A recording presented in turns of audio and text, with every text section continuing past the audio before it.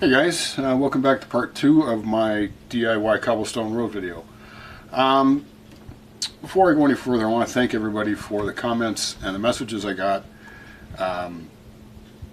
for my first video. Thanks for the support, the encouragement. Looks like you're going to be stuck with me for a little while yet. It's one thing I love about this hobby is the people that are in it. You guys are awesome. And I just want to thank you all very much.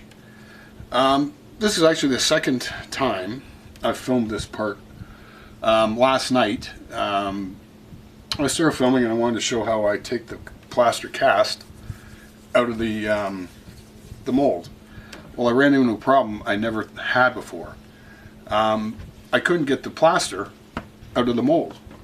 I don't use mold release. I've never ever had to. I've cast resin, concrete, plaster in these molds, and I've never needed any mold release, or with this rubber I should say.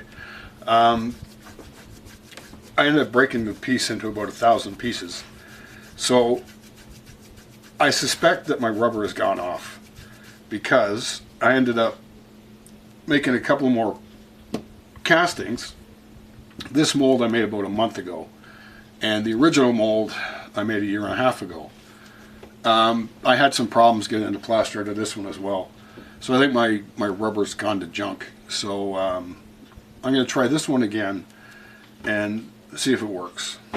So anyway, the way I do it, the way I take the cast out of the rubber, is I just slowly start to peel around the edges. I actually started this one just to make sure it wouldn't break or fall apart. Just go around the edges very gently, take your time. You can feel it and hear the mold pulling away from the plaster. And once you get to a certain point, you can pretty much pull it away, and hopefully it doesn't break. If it breaks, like I said, so what? Real cobblestone road's cracked. You just glue it back together again. And if you try to pull that out, you're going to break it. So just, there you go. Done. The section of cobblestone road. So, for those of you who don't know me, I can be an incredibly dumbass sometimes. So what ended up happening last night was, after I had the problem with the mold, I took a break and came back and started showing how I lay them out on a base. This is just a piece of insulating foam that I cut with my tile saw. I don't have a hot wire cutter. I'd like to get one, but I can't afford one. You can also use a miter saw if you have one. They work great on insulation foam. So I started showing you how I laid them out, and I realized I forgot to hit record. So by the time I realized it, it was too late. So these are already glued down. What I do is I start in the middle, work my way out, and just kind of space them on here where you don't have too much. Like I screwed up here. I got a little short piece here, but I can fill it in no problem. So I started gluing them down. And if you have any that overhang on the edges, leave them to last. Glue these ones down, let them sit for a little while. And the ones that overhang, you lay them down, mark underneath with a marker or pencil or whatever, and then just cut the edges off. You can use a razor saw, you can use whatever you want. I use these old cutters right there, and I just nip them off as close to the edge as I can, and then I just sand it. These things are great. Sanding, oh, here we go. Sanding blocks. It's for a dustless sander attachment for a shop vac. I've got one at work, I got one here at home, and these blocks are great. One side's fine, one side's coarser. This is probably, I don't know, 200 grit, 220. This one's maybe, or sorry, this one's about 180, this one's about 220. And you just sand, you know, like that, and you get them nice and even with the edge. It doesn't have to be perfect. If you edge your bases like I do, I use balsa. Any gaps you can fill in with groundwork or whatever. And there you go. When you lay them out, you stagger them a bit so the mortar lines don't match, you know, the piece below it or above it, and away you go. So the next step is I'm going to paint this. I might do it off camera. I don't know. We'll see. And then go on from there to some detail painting to paint different bricks, different colors. And then, you know, filling in the mortar lines with grout and weathering, and then it's done. So I will be back. Hi again. One thing I forgot was when you have your section of cobblestone road, take your sanding block, sandpaper, a sanding sponge, whatever you've got, and just go over the edges a bit, just to get them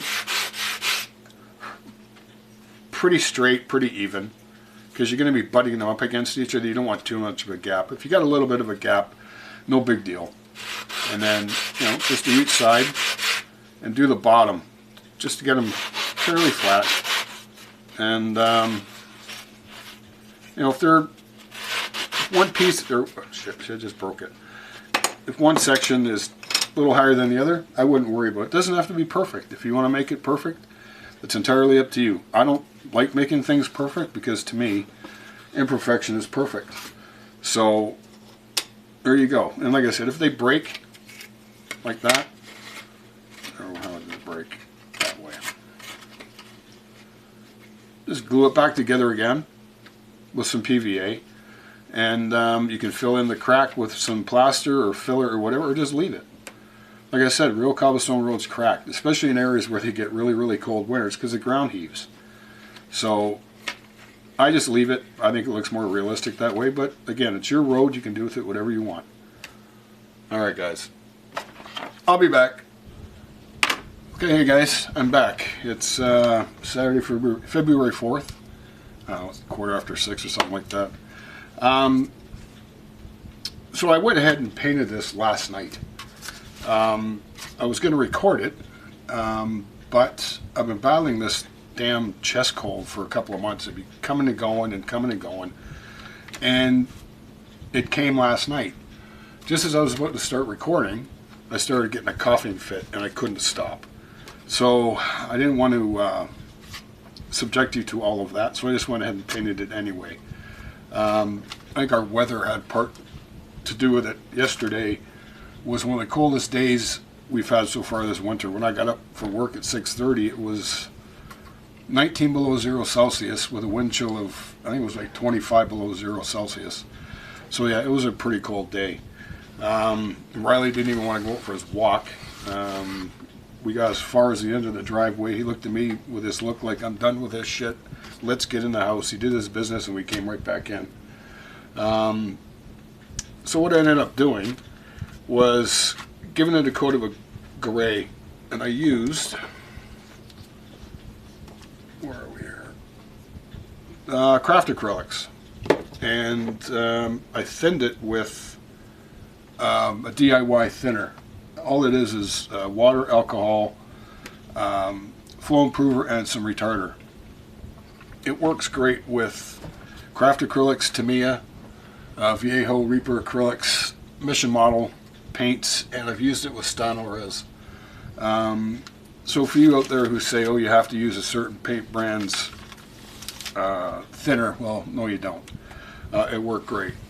So I painted it, and then I took a bunch of Viejos, Cavalry Brown, German Gray, Flat Earth, Iraqi Sand, and a bit of Burnt Umber, and just colored in just random bricks here and there. Go take a look at pictures of cobblestone roads.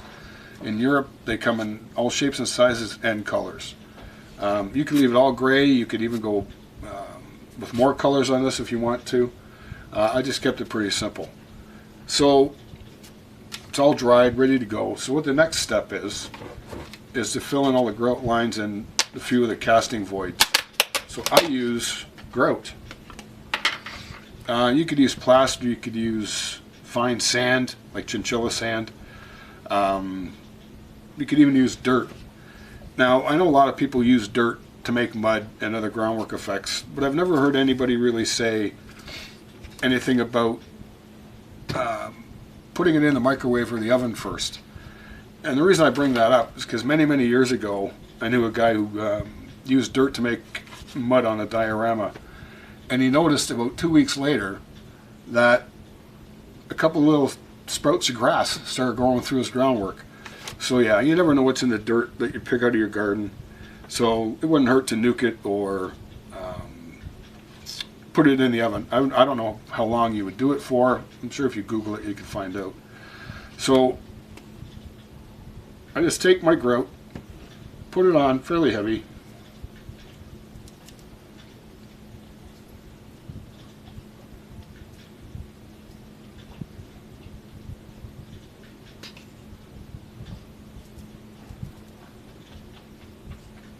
You don't have to be too perfect with it. And take a brush and just start brushing it. Fill in all the cracks.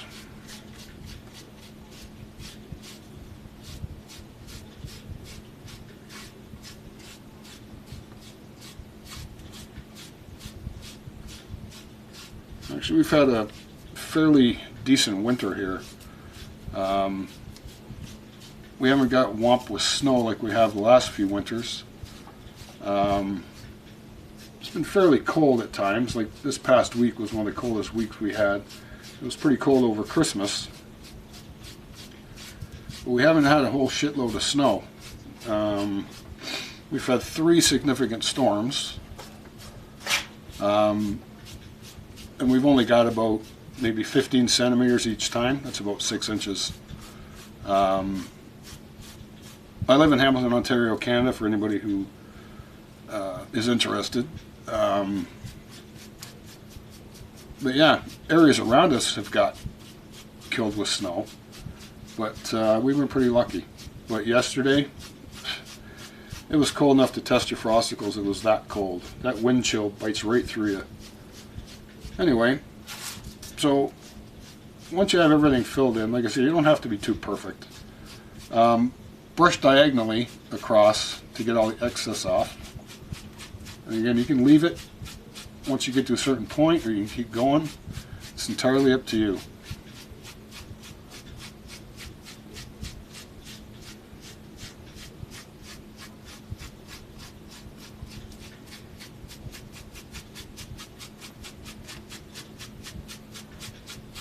Riley, come over to say hi. Anybody?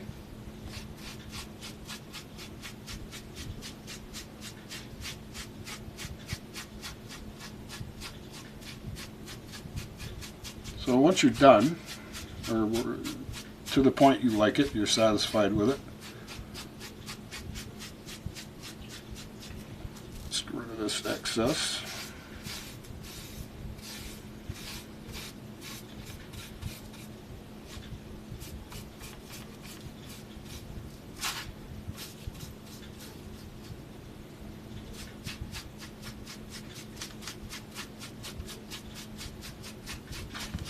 One more.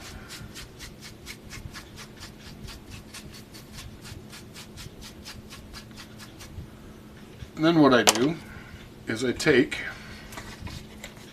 this, just water, white glue, and some alcohol, and you spray it.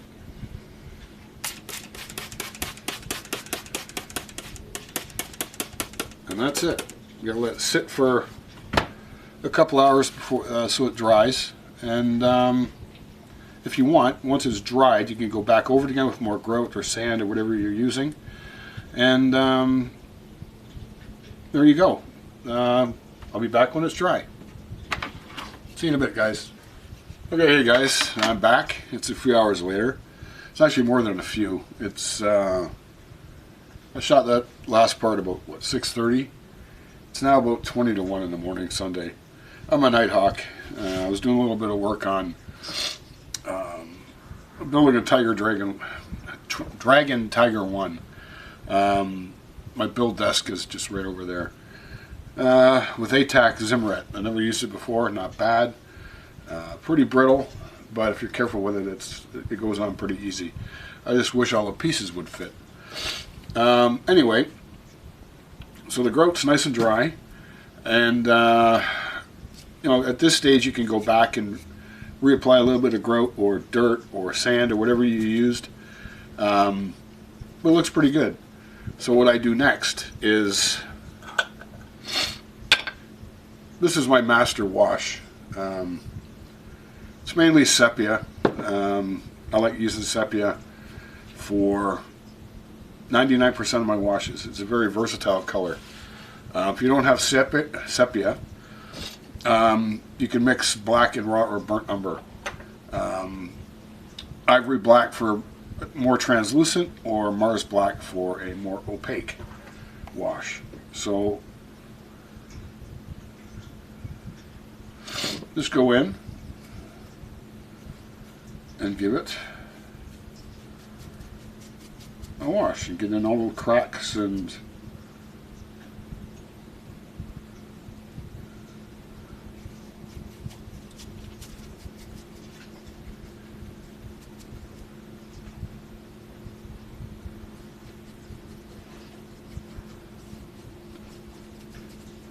it's gonna look like shit, but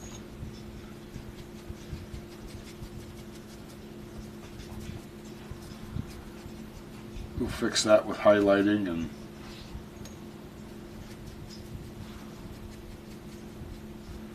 see, the grout really absorbs the wash. I should actually sealed this, but I didn't. Doesn't matter.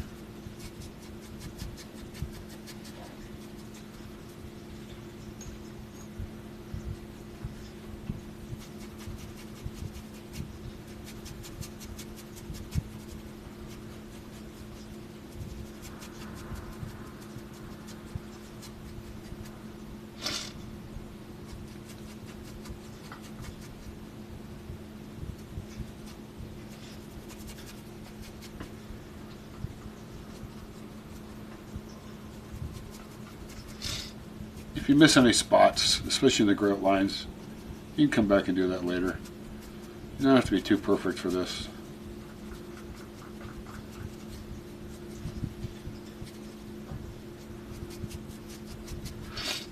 Okay, I'll be back when this is finished.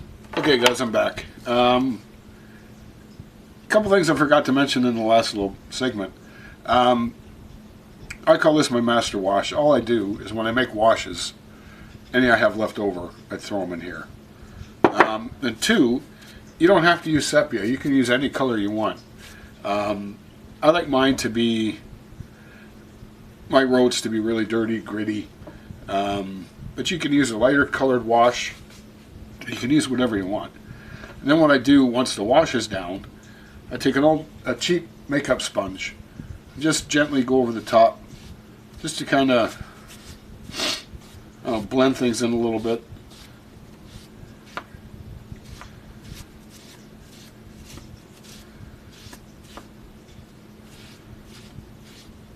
And that's it. I'll let this sit for at least 12 hours before I start highlighting it, maybe even a bit longer. So we'll see. I'll check it tomorrow, and because I use oils for highlighting, and you want this to be nice and dry. So that's it. So I will see you in the next segment. Have a good night, guys. Alright, hey guys, I'm back. It's Sunday night. It's just after 11 o'clock. I just got back from taking Riley for a walk. It's actually a very pleasant evening out there.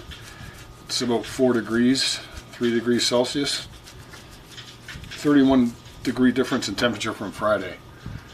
Yeah, it's a pretty pleasant, quiet, calm night out there. So, anyway, this is sat for almost 24 hours, so it's ready to highlight. I used, or I will use, Old Holland Titanium White and Rembrandt Sepia. I use a tile. It's a wall tile with some palette paper on it as my palette.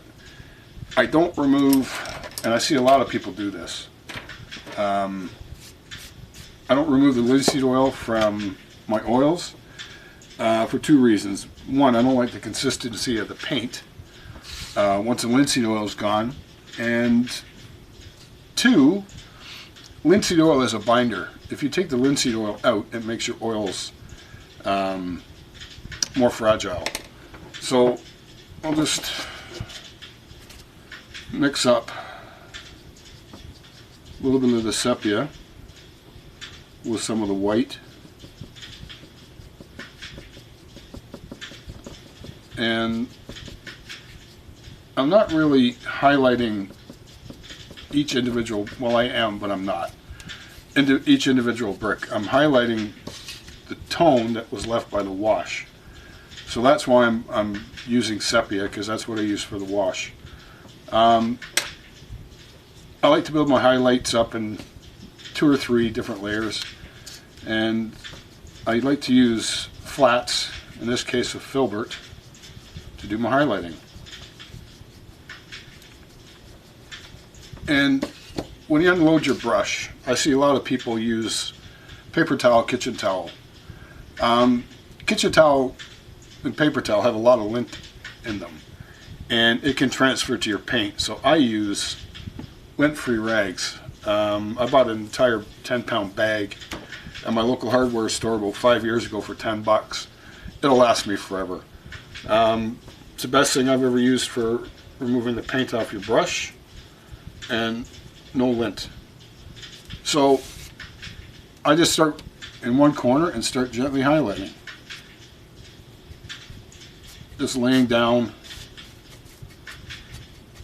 a bit of a highlight.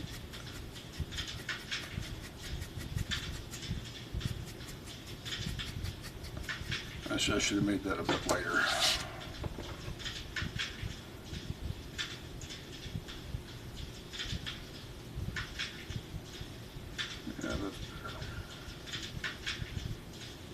You can highlight this any way you want. You can leave it very subtle. You can make it really, really highlighted. I kind of go somewhere in the middle.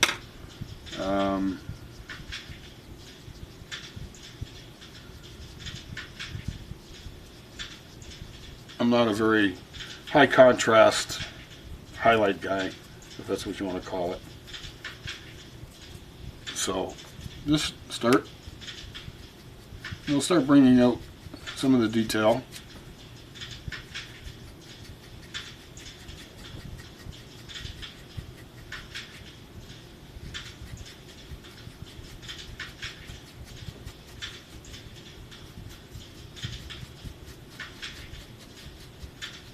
You don't have to be perfect this time around, because you're going to do another highlight after this anyway.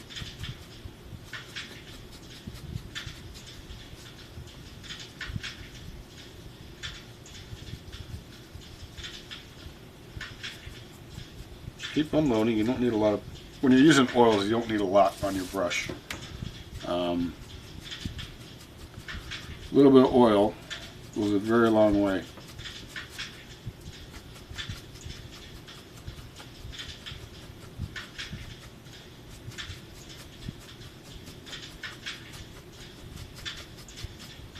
Might be hard to see. I think there's something wrong with the focus on my camera.